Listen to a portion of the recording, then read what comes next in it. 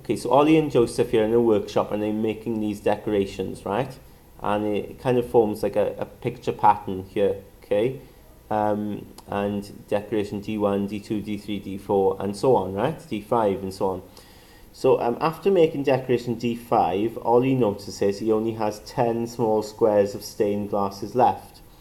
How many more squares of stained glasses will Ollie need to make D6? Well, the way you can do that is just to look at how many pieces of glass you need for each pattern number. So we've got 1 here, okay? How many have we got here? 1, 2, 3. You need 3 pieces there. For D3, you need 1, 2, 3, 4, 5, 6. You need 6 pieces there. And 1, 2, 3, 4, 5, 6, 7, 8, 9, 10. You need 10 pieces there. And what you've got here is a sequence. And this sequence is actually a special sequence. And it's called the sequence of triangular numbers, right? 1, 3, 6, 10. And it might be obvious to you now to understand why they call triangular numbers. Because, of course, they create a triangular pattern. All right? What you can do with the sequence is see the gap between each term. So you can see that the gap here is 2. We're adding on 2. The gap there is 3. So we're adding on 3. The gap there is 4. So we're adding on 4. Right? Now look at what's happening to that sequence. We could easily now get the next term, D5. Okay?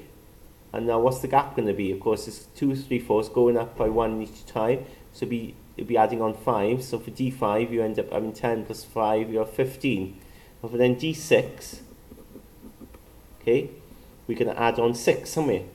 Okay, so we're going to get 21, right? So we need 21 squares in total. He's got 10 already, so he needs 11 more. Okay, that's how many more he needs. Now, Ollie uses a rule to work out how many squares he needs for each decoration. He states that to make decoration D10, he would need 55 squares. Is Ollie correct? Now, what I noticed, right, about this is, with triangular numbers, right, you get them by adding up numbers in order. So, you know, if you look at D1 here, there's 1 here, isn't there? If you look at D2, right, you get that by doing 1 plus 2. Okay, because it's D2. To get D3, you get that by doing 1 plus 2 plus 3. So you're adding the counting numbers. To get D4, right, you do 1 plus 2 plus 3 plus 4. Okay, and of course, so you're adding up the counting numbers all along. So D1 is just 1. D2 is 1 and then 2 added, and so on, right? When you get to D4, you do 1 plus 2 plus 3 plus 4, okay? And you know you stop at 4 because it's D4. So when it comes to D10, it'll be 1 plus 2 plus 3 plus 4 plus 5 plus 6 plus 7 plus 8 plus 9 plus 10. You're just going to add these up. 1 plus 2 is 3, plus 3 is 6, plus 4 is 10, 15, add 6 is 21, add 7 is 28, add 8 is 36, add 9 is 45, add 10 is 55. Okay, so he is correct. D10 will be 55 glass pieces. In part B, Joseph has made the following 3 decorations using small squares of stained glass. He labels them P1, P2 as P3 and so on. How many more squares would he need to make pattern 22 than to make pattern 18? Well, what you can do again is just count these. Let's see what's going on. So go 1, 2, 3. We've got 3 pieces there. 1, 2, 3, 4, 5. We've got 5 pieces there. 1, 2, 3, 4, 5, 6, 7. We've got 7 pieces there. Now notice this, 3, 5, 7. The gap there is 2.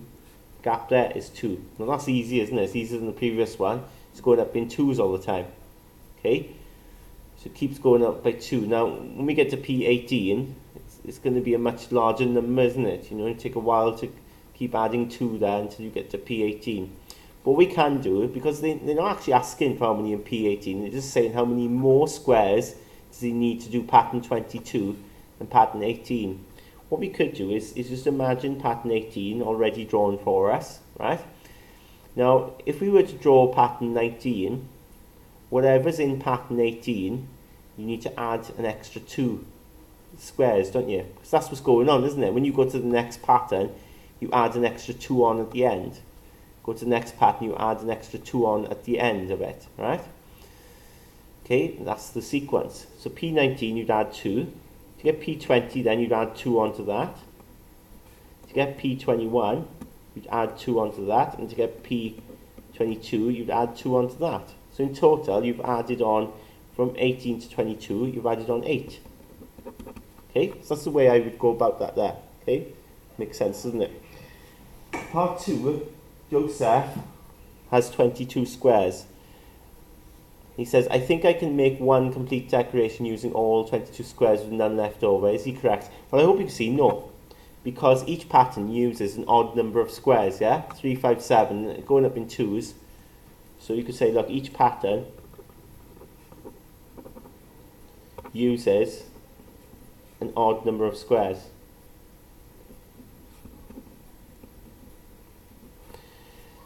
Part 3 then, each small square of stained glass measures 0.5 meters by 0.5 centimeters. The perimeter of one of Joseph's decorations is 10.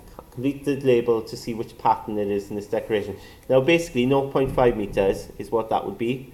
So that would be 1, wouldn't it? Because 0.5 is 1. And that would be 2. That would be 2 centimeters in total. This then would also be 2 centimeters.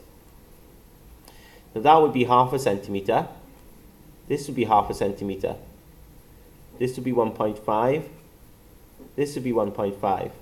If you add them up, 2 and 2 is 4. 0.5 and 1.5 then is 6. 1.5 and 0.5 is 8. So the perimeter of that is 8 centimeters. What you'll find if you do P4, okay, you can draw it out if you want, you'll see you get a perimeter of 10 centimeters. So P4 is what we're looking for.